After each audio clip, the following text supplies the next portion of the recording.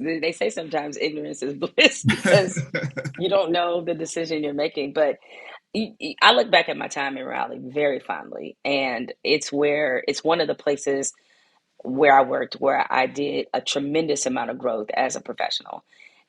Raleigh had such a great reputation for being a writer's paper. They were coming off a Pulitzer when I came there. Mhm. And I already had a very good friend who was working in Raleigh, Andrew Guy Jr., who was a reporter based out of Chapel Hill. He was in the Chapel Hill Bureau, and he also had interned in Raleigh. And that was another thing they had going for it, is that they had a reputation of hiring their interns.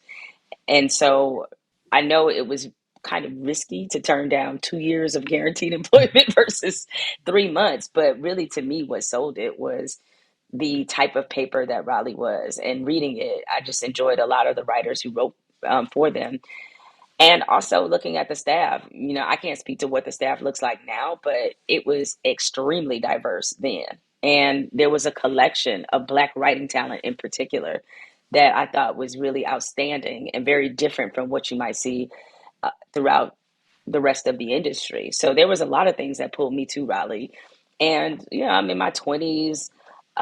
It's very collegial, as you know, in the Triangle, because you have NC State, St. Augustine, NC Central, Duke, University of North Carolina. You have all these colleges incubated in one place, and so it was a very young city, a thriving city.